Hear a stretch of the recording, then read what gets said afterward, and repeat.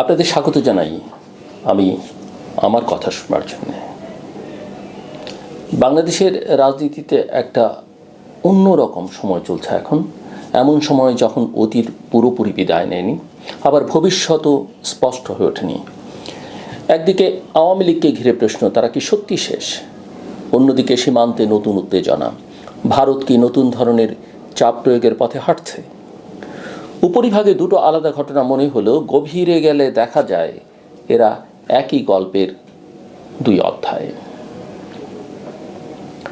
রাজনীতিতে অনেক সময় এমন হয় যে একটি সরকার পড়ে যায়, একটি ক্ষমতার কাঠামো ভেঙে যায়, কিন্তু তার ছায়া থেকে যায়। বাংলাদেশের ক্ষেত্রে হয়তো সেটাই ঘটেছে বা ঘটছে। 2024 সালের গণ অভ্যুত্থানের পর আওয়ামী লীগ ক্ষমতা হারিয়েছে, সাংগঠনিকভাবে বিপর্যস্ত হয়েছে, নির্বাচনে অংশ নিতে পারেনি, আইনি বাধার মুখোমুখি হয়েছে।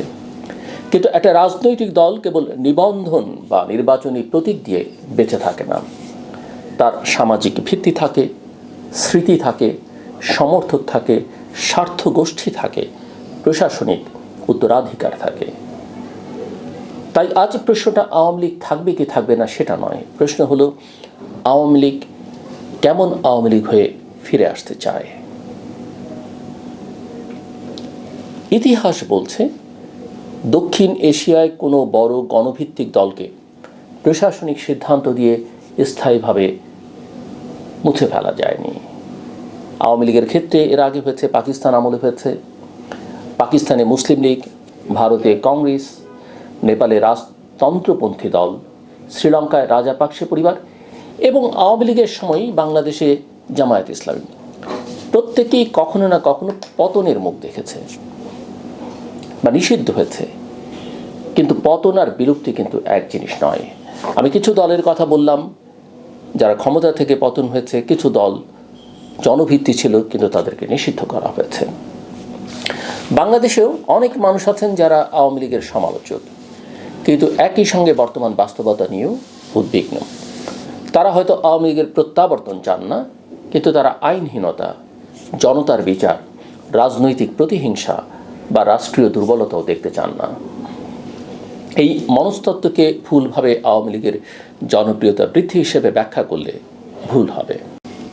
রাজনীতিতে একটা কথা আছে, মানুষ অনেক সময় বিকল্পের ব্যর্থতাকে সমর্থন করে, কিন্তু সেটা পুরনো শক্তির প্রতি ভালোবাসা নয়। এখানেই আওয়ামী লীগের সবচেয়ে বড় সংকট। দলটা এখনো পর্যন্ত জনগণের সামনে বিশ্বাসযোগ্য আত্মসমালোচনা উপস্থাপন করতে পারেনি। 2024 সালের ঘটনাগুলো নিয়ে তারা কি ভাবে, অতীতের ভুলগুলো কি ছিল, ক্ষমতার অপব্যবহার হয়েছিল কিনা, দলীয় কাঠামোর কোথায় সমস্যা ছিল, তরুণ প্রজন্ম কেন তাদের থেকে দূরে সরে গেল, এই প্রশ্নগুলোর উত্তর না দিয়ে কেবল আমাদের উপর অন্যায় হয়েছে এই অবস্থান দীর্ঘমেয়াদে কোনো রাজনৈতিক পুনর্জন্মের ভিত্তি হতে পারে না। আবার অন্যদিকে যারা মনে করেন আওয়ামী লীগকে চিরতরে নিষিদ্ধ করলেই বাংলাদেশের গণতন্ত্র নিরাপদ হবে, তাদের জন্য ইতিহাস খুব উৎসাহব্যঞ্জক নয়। আমি খানিকটা উদাহরণ আগে দিয়েছি, ক্ষমতায় থেকে পতন নিষিদ্ধ, ক্ষমতায় না থেকেও পতন নিষিদ্ধের উদাহরণ দিয়েছি, বাংলাদেশ সহ পাকিস্তান সহ বিভিন্ন দেশে। কারণ গণতন্ত্রের সবচেয়ে বড় শক্তি হচ্ছে প্রতিযোগিতা, নির্বাচন, জনগণের রায়, আদালত নয়, নির্বাহী আদেশ নয়, বরং ভোট বাক্স। একটা দলকে জনগণ প্রত্যাখ্যান করলে সেটা রাজনৈতিক পরাজয়, কিন্তু রাষ্ট্র যদি জনগণের সেই সিদ্ধান্ত নেওয়ার সুযোগই না দেয়, তাহলে বিতর্ক থেকে যায়। এই বিতর্কের মধ্যেই সীমান্তে, বাংলাদেশ ভারত সীমান্তে আরেকটি নাটকীয় অধ্যায়ের সূচনা হয়েছে। গত কয়েক সপ্তাহে ভারতের বিভিন্ন সীমান্ত এলাকা থেকে মানুষকে বাংলাদেশে ঠেলে দেওয়ার অভিযোগ নিয়ে যে উত্তেজনা তৈরি হয়েছে, তা শুধু সীমান্ত ব্যবস্থাপনার বিষয় নয়, এটা সার্বভৌমত্বের প্রশ্ন, রাষ্ট্রের মর্যাদার প্রশ্ন, কূটনৈতিক আস্থার প্রশ্ন। বাংলাদেশ বলছে আগে নাগরিকত্ব যাচাই হবে, তারপর কাউকে গ্রহণ করা হবে। ভারত বলছে তাদের দেশে অবৈধভাবে অবস্থানকারী বিদেশিদের বিষয়ে আইন অনুযায়ী ব্যবস্থা নেওয়া হচ্ছে। কাগজে কলমে দুই অবস্থানই, অর্থাৎ বাংলাদেশের অবস্থান এবং ভারতের অবস্থানই যুক্তিসঙ্গত শোনায়, কিন্তু বাস্তবতা অনেক অনেক অনেক বেশি জটিল। কারণ সীমান্তে যখন নারী, শিশু, বৃদ্ধ মানুষ ঘন্টার পর ঘন্টা নো ম্যানস ল্যান্ডে আটকে থাকে, তখন বিষয়টি আর কেবল প্রশাসনিক থাকে না, তখন সেটি মানবিক সংকটে পরিণত হয়। আর এখানেই প্রশ্ন আসে, হঠাৎ এখন কেন? এর উত্তর খুঁজতে গেলে আমাদের ভারতের অভ্যন্তরীণ রাজনীতির দিকে তাকাতে হয়।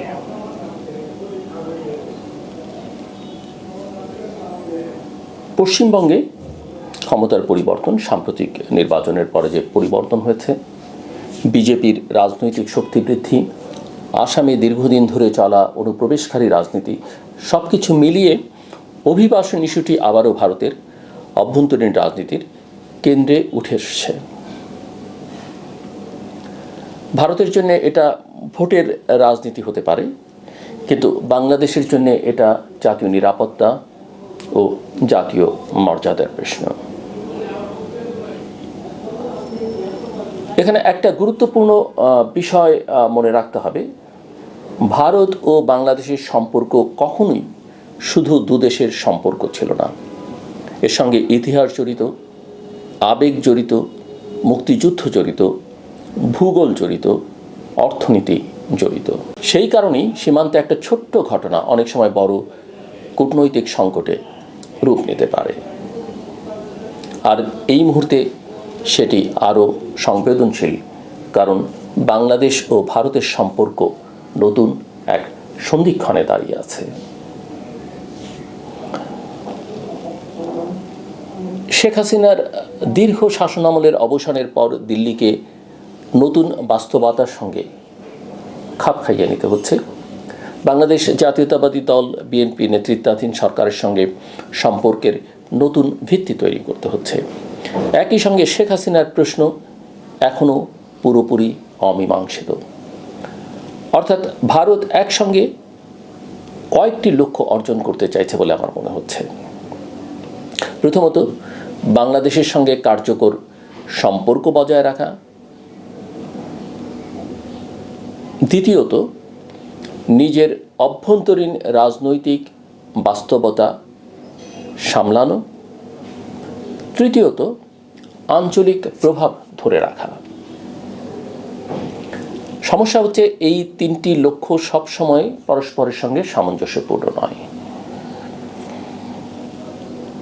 সীমান্তে কঠোরতা দেখানো পশ্চিমবঙ্গ বা আসামের রাজনীতিতে জনপ্রিয় হতে পারে, কিন্তু সেটি ঢাকায় ইতিবাচক বার্তা পাঠায় না। কোনো অবস্থাতেই বাংলাদেশের মানুষ সেটিকে ইতিবাচকভাবে দেখে না।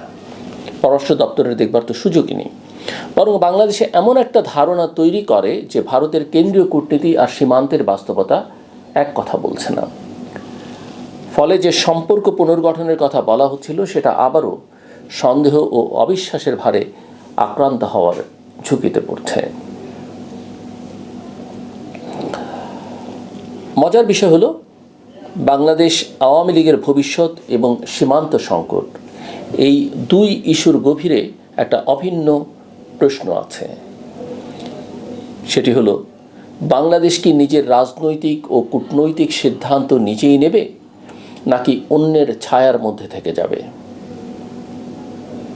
প্রশ্নটা পুরনো, কিন্তু এখনও আছে।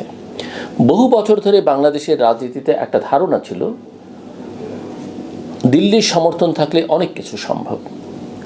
আবার আরেক পক্ষ বিশ্বাস করত, দিল্লি বিরোধিতা করলে অনেক কিছু অসম্ভব।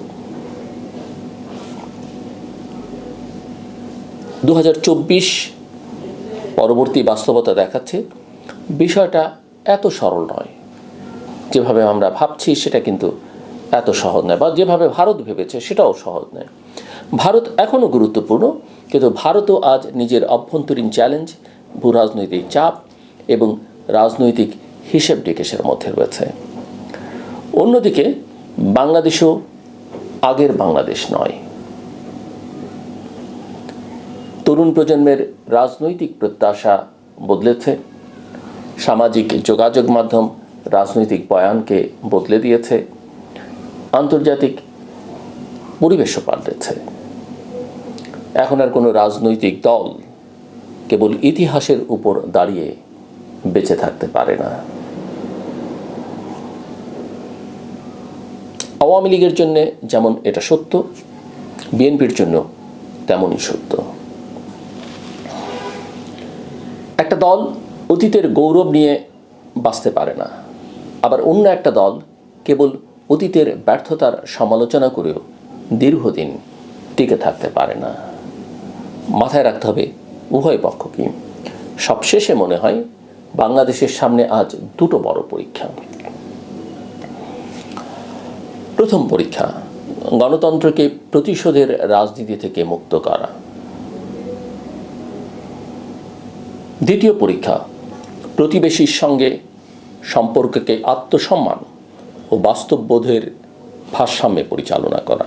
যদি আমরা প্রথম পরীক্ষায় ব্যর্থ হই, তাহলে রাজনৈতিক অস্থিরতা দীর্ঘস্থায়ী হবে। যদি দ্বিতীয় পরীক্ষায় ব্যর্থ হই, তাহলে সীমান্তের উত্তেজনা আরও বড় আঞ্চলিক সংকটের রূপ নিতে পারে। ইতিহাসের এই মুহূর্তে বাংলাদেশের প্রয়োজন উত্তেজনা নয়, আত্মবিশ্বাস, আবেগ নয়, প্রজ্ঞা, প্রতিশোধ নয়, ন্যায় বিচার, এবং সবচেয়ে বেশি প্রয়োজন নিজের পথ নিজে বেছে নেওয়ার সাহস। কারণ রাষ্ট্রের শক্তি, যে কোনো রাষ্ট্রের শক্তি কেবল সেনাবাহিনীতে নয়, অর্থনীতিতে নয়, কূটনীতিতেও নয়। রাষ্ট্রের প্রকৃত শক্তি হলো সে কতটা স্বাধীনভাবে নিজের ভবিষ্যৎ নির্ধারণ করতে পারে। বাংলাদেশের সামনে আজ সেই প্রশ্নটাই দাঁড়িয়ে আছে। সীমান্তের ধুলো একদিন থেমে যাবে, রাজনৈতিক স্লোগানও বদলে যাবে, কিন্তু এই সময় আমরা যে সিদ্ধান্তগুলো নেব সেগুলোই হয়তো আগামী এক দশকের বাংলাদেশের রাজনৈতিক মানচিত্র নির্ধারণ করবে। আমার কথা শুনবার জন্য আপনাদের অসংখ্য ধন্যবাদ। আপনাদের সবার জন্য শুভকামনা।